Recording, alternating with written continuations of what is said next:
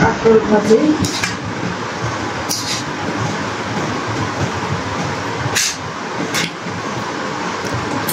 আর এখানে বড় একটা বোয়াল মাছ।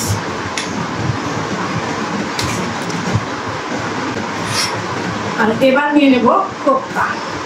কোপ্তা রান্নাটা কেমন হয়েছে সেটা একটু বলেন। এগুলা খাবো না, ভালো লাগছে। কোপ্তা দিয়ে আমি ভাতটা খেয়ে,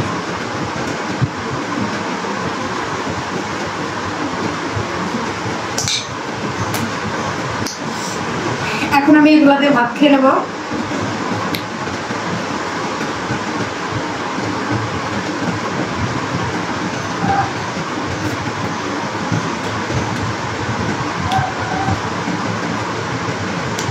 সত্যি আপনারা হয়তো আমার কথাতে বিশ্বাস করবেন না, অসাধারণ একটা রেসিপি, খুব আনকমন। আমি আমার লাইফে এই ফার্স্ট হচ্ছে কাঁচা কলার কোপ্তা রান্না করলাম। এত সুন্দর একটা আনকমন রেসিপি আমি তো কখনোই খাই নাই। এখন মনে হচ্ছে আমি এই 5.5 কেজি ওজনের বলটা ছিল, এইটা আমি আর খাবো না।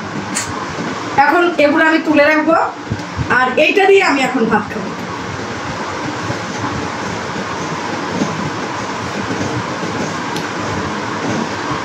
এভাবে যদি রান্না করা যায়, কিসের মাছ মাংস বলেন, খাসির মাংস বলেন, দেশি মুরগি বলেন, হাঁস বলেন, আমার মনে হচ্ছে এটা খুবই অন্যরকম, একদম পারফেক্ট একটা রেসিপি। যারা নিরামিষ ভোজি তাদের জন্য এই রেসিপিটা কিন্তু খুবই ভালো। এরকম যদি নিরামিষ রেসিপি করা যায় তাহলে আর আমিষের প্রতি নজর যাবে না, টাকা বেঁচে যাবে আপনার হাজার টাকা। মাছ মাংস আর কিনতে হবে না, যদি সাথে থাকে কাঁচা কলার কোপ্তা। আর আমি যেভাবে রান্না করলাম সেই রেসিপিটা যদি আপনারা আমাকে দেখেন আমার পেজ থেকে, তাহলে অবশ্যই আপনাদের ভালো লাগবে। আমার না এত কথাই বলতে ইচ্ছা করতেছে না, জিভে ভরে গেছে একদম পানিতে। মনে হচ্ছে একদম চুপচাপ কোনো কথা না বাড়িয়ে আমি এখন খাবারগুলো খেয়ে নিই। ওই যে কোপ্তা একদম নরম, মুখে দেওয়ার সাথে গলে যাচ্ছে। আর বাচ্চা কাচ্চারা যখন কাঁচকলা খেতে না চায়, হয়তো আমাশা হইতে পারে অথবা পেটে সমস্যা হতে পারে, মশলাটা একটু কম দিয়ে যদি এভাবে কাঁচকলার কোপ্তা রান্না করে খাওয়ানো যায় তাহলে মনে হয় বাচ্চাদের পক্ষে খুবই ভালো হয়। কারণ ভর্তা কি কাঁচকলার ভর্তা কিন্তু কেউ খাইতে চায় না।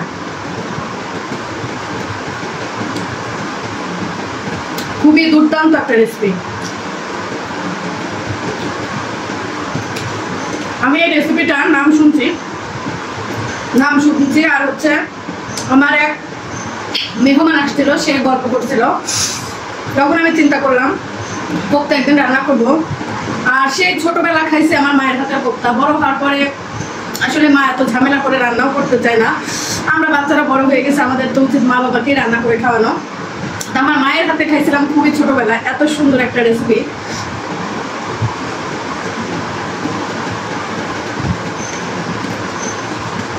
আমি আজকে খাবো না, এটা দিয়ে ভাত খাবো।